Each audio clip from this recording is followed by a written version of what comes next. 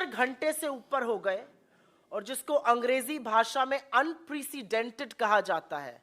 ऐसा पहले कभी नहीं हुआ कि the most decorated athletes of Indian sports stars, जिनकी विश्व में जिन्होंने भारत का परचम लहराया, वो बेटियां जो शेरनियों की तरह दहाड़ती हैं दंगल में, कुश्ती की रिंग में, आज जंतर मंतर पर बैठकर जब उनकी आंखों से आंसू निकलता है तो सरकार की यह खामोशी अपने आप में निंदनीय ही नहीं, अपने आप में और बहुत गंभीर और गहरे सवाल खड़ा करती है।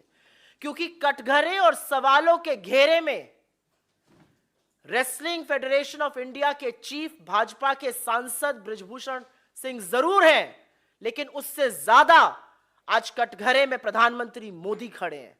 और ये मैं बिना रीजन के नहीं बोल रही हूं, ये एक पैटर्न है।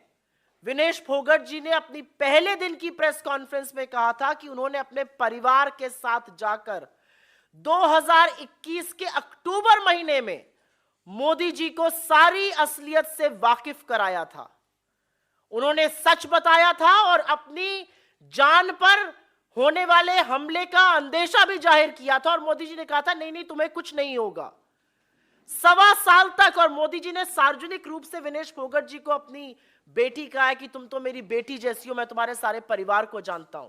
तो आज सवाल यह है कि जब एक महिला एथलीट और डेकोरेटेड महिला एथलीट इस देश के प्रधानमंत्री के पास जाकर फेडरेशन में हो रहे यौन शोषण और कुकृत्यों के बारे में अक्टूबर महीने में बताती है, तो 1.25 साल तक मोदी जी ने क्या किया और वो इस पर चुप क्यों रहे? क्या कार्रवाई हुई?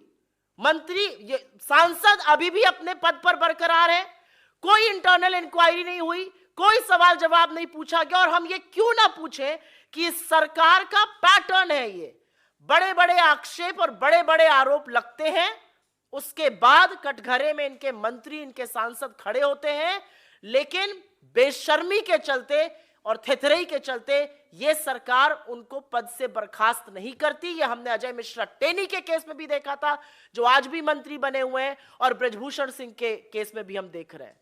मेरा सवाल यह है कि देश के प्रधानमंत्री ने अक्टूबर 2021 के बाद, विनेश फोगट जी का कहना है उनको सब कुछ बताया, उसके बाद वो शांत क्यों रहे?